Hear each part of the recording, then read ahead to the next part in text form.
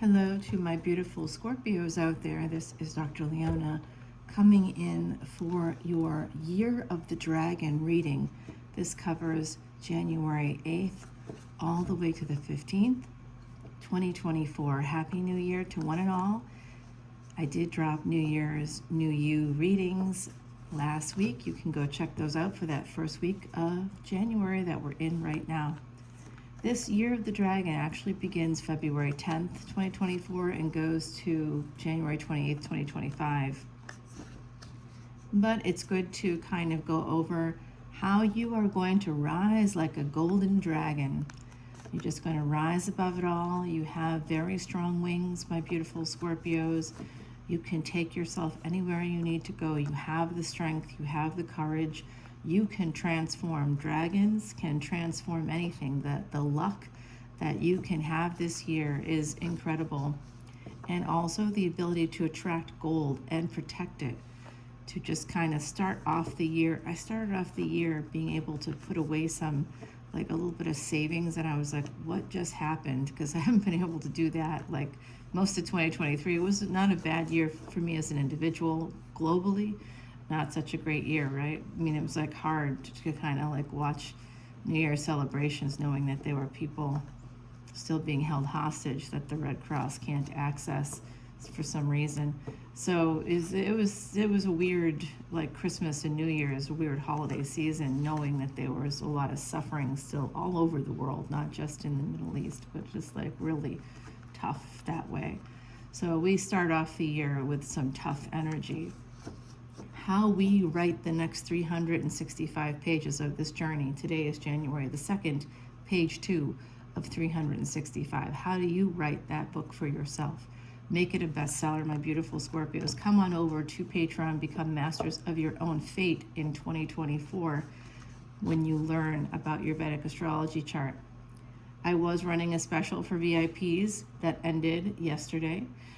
So if you come in as a VIP, you still get a lot of benefits, including a free Vedic astrology chart with a mini consultation. I do a video for you about your chart and explain things like your nakshatra or the equivalent of a lunar mansion in Vedic astrology. I'm also continuously running a special $10.10 for unlimited extended videos for individual signs. So you can see your Venus, your moon, your sun, your ascendant, and anybody connected to you that you find important in your life and you want to know more about them.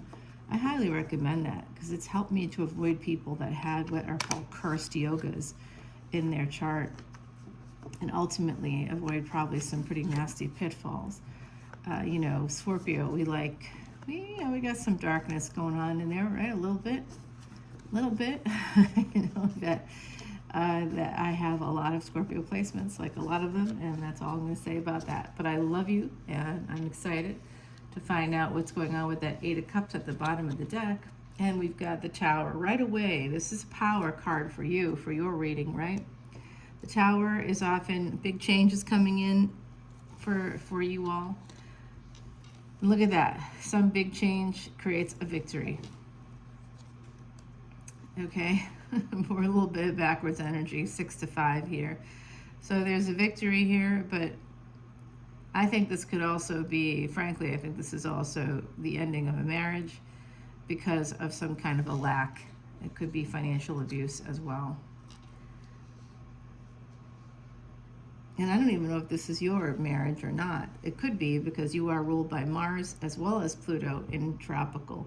In Vedic astrology are ruled by Mars. Vedic astrology, all planets, with the exception of what we call the upagrahas or the shadow planets, rule 2 houses. The sun and the moon rule each just 1 house. Everybody else rules 2 houses. Mars rules both Scorpio as well as Aries. So you guys are connected through that shared energy of the planet. Now, my highest degree planet, or Atma Karaka, is actually Mars. So Scorpio, and I told you I've got a lot of placements in Scorpio, so I'm connected to you, and I'm connected to Aries. I'm also connected to Taurus in a very powerful way. So my beauty is in Capricorn, I guess, too. Capricorn, yeah, for sure. Yeah, Cappy. And then the opposite of Capricorn, the destiny track that's activated when you have any planet in Capricorn is Cancer as well. So 4th and 10th house would be activated, 1st and 7th, 2nd and 8th. Wherever you have planets, you have destiny tracks activated with the opposite house. And that can mean a lot of different things. Okay, my beautiful Scorpios, I see a King of Cups coming in. That is your Emperor. Could be somebody with Scorpio placements as well. They're coming in, it's like, whoever this is, I think this could be their relationship.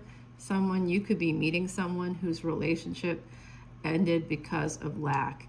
And this person is an Emperor energetically. They may want to come to your home for some sex. You might know who they are right now. But this Tower moment actually leads to them moving forward but looking back at the same time. They also may present as like they've got a lot of passion for you, but they're coming in as a page, which we all know, never a good thing. The ultimate result is them presenting as a King of Cups. And the King of Cups is a bit removed. So, but you can see that the evolution is that they're looking backwards. They're moving forward but looking back. And here, they're seated. They're not moving anymore, so they've become stable. And they're looking in the right direction now. That's what I'm seeing here. There's a person in your energy. It could be you, could be someone else, where there was just some general sense of failure and disappointment, possibly because I think there was deprivation in a marriage, and this person then turned to other people for their needs. I don't know who this is for you, but this is what I'm seeing, and they generally feel like a failure. And I think that in their younger years, they may have done this. And now they met you, possibly while still attached to someone else, and feeling like it's almost like they're being triggered all over again with this is what happened the last time or something. And with the Wheel of Fortune here, 4 of Pentacles, Queen of Cups with the King of Cups. This is a divine pair. This could be you. There is a Saturnian turn of this, like a Saturnian turn of the Wheel of Fortune. My great-grandmother used to say something, not in English, that I did not know her, but it's like famous in my family. Sometimes the Wheel of Fortune will get stuck in the mud of like planet Earth, of being a physical being. And you know, that's part of it. Part of us is mud. We're made from that. So sometimes it gets stuck in the mud, and you have to really push, and you can fall, and you can become a mess, and it gets gross. And then, you know, ultimately though, if you keep pushing, don't give up, the wheel will move again. And when it starts to move again, it'll go really fast. So I think that someone here, change has happened for someone in this situation connected to our energy, my beautiful Scorpios, including myself. I know who this is for me. I bet you know who it is for you as well. Could be you. But change already happened, and it's something that this person, it's just catching up to them. The change has already happened, and they're feeling like strange about it. They could be holding on to a partner that they may have lived with or are currently living with. And they may be keeping it a secret.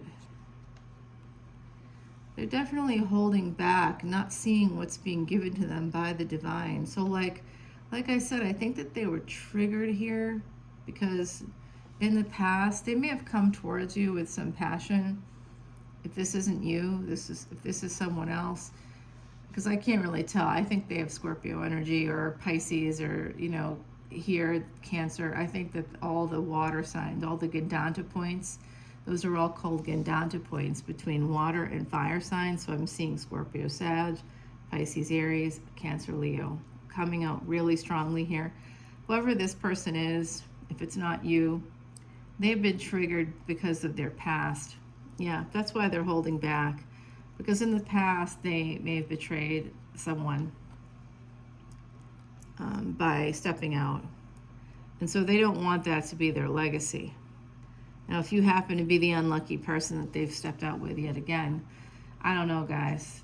I don't know.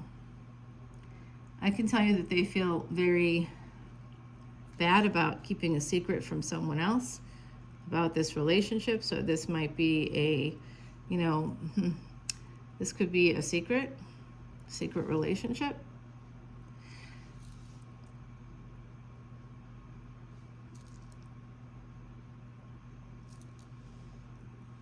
Queen of Swords, King of Wands, and the Page of Pentacles. Yes, I think that they are stepping up with you as an emperor, energetic emperor, King of Wands, but that we know is player energy. So they could very well be having sex with someone else. It could be their spouse, former spouse, if they're not married anymore. But check on them. Whoever you're with, check on them, because they could still be married. They may be blowing smoke that way. With this Page of Pentacles and this 8 is followed by this 8 of Arrows or 8 of Wands, we have this energy of this person writing you some kind of a message. You could be getting a message. You may have written to them as well, just to say Happy New Year or something like that. I'm getting it was like light, because we do have this Page of Swords. So there's a lot of page energy going on here, a lot of it. We have Page of Wands, we have the Page of Pentacles, and now the Page of Swords. So there's a lot of new energy, but there's also a lot of immature energy. I do feel that there's some kind of a psychological block that's happened here. I think that in the past they were deprived by marriage. They may have gotten married during their Saturn return with this Scorpio card here, this Tower card.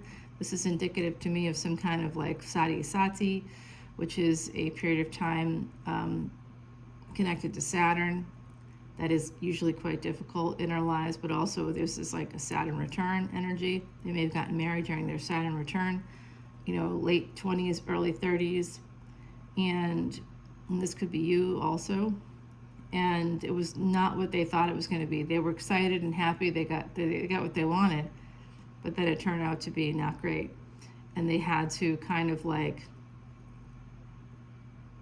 take care of themselves in certain ways. They were abandoned in certain ways. Could be financial abuse as well here. It could have created a sense of like, this person's like not okay. Financially, they got some disconnects. And they're very much, either they're still being watched, because like I said, I think someone here in the collective is still married to a karmic partner. Now, I do think it is part of their karma to have met you because of who you are. You are part of that 2nd and 8th house destiny track, Scorpio, right? So that involves heredity, it involves, health things, genetics, it involves family. It involves like the magic and mystery of life coming together and sharing that chemistry, that magical sort of mystery of life. It's faith, it's the mystery of faith, it's our psychology, it's all the things, it's our mind, our emotions, it's kind of all there. But it also is connected to our physical body, our physical lives. So it's a very interesting space. But truly, whatever is in the 8th house is what helps us to survive. So if you're like me and you have a stellium, which is 4 or more planets in the 8th house, those are things that you have actually mastered in other lifetimes. And in this lifetime, you can use those things to survive. So I do think that, and then hopefully you have some Saggy placements, but wherever you have Jupiter, you can consider having a Sagittarius energy there. So wherever you have Jupiter, you have more of that energy too, which is good fortune, moving from the space of surviving, 8th house energy, to the space of thriving. And that takes courage, and that takes the help of other people, the help and support of other people. And that's why the 3rd house, Gemini, and the 9th house of Sagittarius, that's the next destiny track that gets activated. It can usually get activated after age 50, and sometimes gets activated when you get married as well. And so that's interesting. This has to do with a past marriage. Yeah, whoever this is, in the past, if it's not happening now for them, someone here is quite stuck. It's a psychological stuckness coming in right away with the Tower. Psychologically, this person is stuck. Whoever this is, they're very stuck. And they're stuck because they had a trauma in the past, and they may not realize it. And you might have been very patient with this person. You may be very patient with this person if this isn't you. Because I see this Knight of Pentacles here. Because they're so psychologically stuck, they don't realize their behaviors are not 100%. They're traumatized, and they may be being re-traumatized.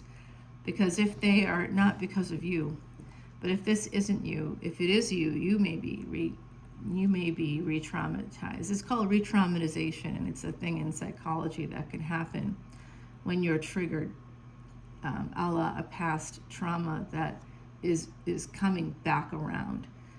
And it may not always look the same to the outsider, but to you, it's the basic thing of being abandoned. Micro abandonments can trigger that if you've been abandoned somehow in your past. A fear of abandonment is something that is pretty common for most of us because we all need community, especially if you're female. One of the study results that came out in 2018 from the United Nations, however you feel about the United Nations, is still relevant information because it's peer-reviewed research that came out of that group, that there was a very big trend for women across all countries, including the United States, including Western countries, it doesn't matter, around the globe, globally. Women were often targeted by family members as well as male partners, and it resulted in their deaths, their inevitable deaths. Yeah, it was like 100,000. It's like such a huge number. It was more than 100,000 women. And I was like, oh my God. Every month. That's why women are more than half the population, but they're called the disappearing gender because they just, they're targeted. And that really has a lot to do with lack of muscle mass. You know, it evens that up, don't you? Just saying. You can. So there is an energy here of someone karmically moving towards, not because you're the karmic partner, but if you resonate with the energy of the Empress, this person is an emperor energetically. They've come through as multiple kings here. So what I'm seeing is that through work or through some kind of collaborative energy, this person is going to be contacting you. It could have to do with money, actually. And they may be seeing the light through your communications, through your creativity, through your strength. They may admire your strength. They may admire that about you. But this person's coming towards you. And you've been together in the past. Perhaps you feel that with whoever this is, past life connection. And I feel like this is going to be not exactly defining your 2024, but this is part of an important part of your story in 2024, is how this plays out, whatever this is. It could also be, I don't want to say this because I think that this is I don't want this to be true. I'll put it that way. But it could also be that someone here is getting divorced. It could be you. It could be one of my beautiful Scorpios. And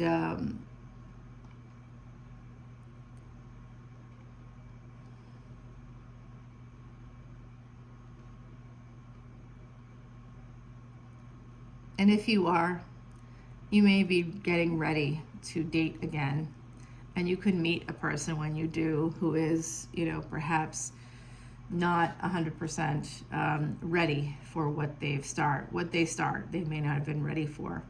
But it does result in a brand new love relationship. We get 4 pages here. Not what I want to see, but guys, here it is. Finally, the Emperor. That's the result here. That's what we get. That's the final result. We get an Emperor. Okay, I'm going to stop there and we can take it over to, oh, the truth. Oh my God, the truth is about to come out. We got to go take it over to the extended because this has gotten pretty far. We got to go into an extended. Oh my God. I really do know who this is. The quail and the gooseberry. This is about anticipation. This makes me think of that Carly Simon song. It is number 2 or 11, depending on how you look at that. The quail and the gooseberry. By the way, gooseberries in Ayurvedic medicine, which comes out of the Vedas, that's where Vedic astrology comes from. I'm also a Vedic, I'm a Vedic overall, but an Ayurvedic practitioner is part of what I am. So in Western terms, I'm called a health coach, right? But it's just part of the overall job. I work in a different field, really, but I think that part of our psychology is informed by what we eat, not me thinking this is based on empirical research, right? So speaking of what we eat, gooseberries is called amla, and it's really considered like the nectar of the gods. It's an incredible berry, gooseberries. It's an incredible fruit. And if you eat it, controlled portions, gently introducing it into your diet, talk to a nutritionist, talk to a doctor before you do anything like that. But because I'm allergic to gooseberries. So I know that in another lifetime I ate them in abundance because I'm allergic to them in this lifetime. It's like, nope, cannot have them in this lifetime. But there's a sense of anticipation here because you may know that there's someone in your energy who is going through some psychological change, and it could be you. It could be you, my beautiful Scorpios. We're going to take this over to the extended and continue the reading using the Terra Soleil deck. Yeah, right here. Okay, guys? So the energy of Isis and Osiris is always with us, my beautiful Scorpios. The energy of renewal, rebirth, coming back to life again, that's always with Scorpio. So whatever you're going through, as we begin 2024, remember, this is just page 2 of 365 pages in your own personal book. We can make this year great. Come on over to Patreon, master your own fate by mastering your chart, and life will get so much better for you. Come on over. All the information's below. I will see you there. If you'd like me to do a personal reading for you, happy to do it. Go ahead and check out the information on that below as well. My email is there. And you can also just come to Patreon, and people get free readings for a lot of. I just sort of give them out throughout the year to my Patreon subscribers for different reasons. I just did holiday readings for everybody. Anybody that I had to reach out to people, they weren't all like, they were like, no, it's okay. They're like, they don't want to, like, because I produce so many videos in a week. I produce like 60 videos a week, so they're like, no, we don't want to. But honestly, I'm happy to do it. So my beauties, I will see you over on Patreon. Happy New Year to one and all, Year of the Dragon. You've got this, Scorpio. I believe in you. See you soon.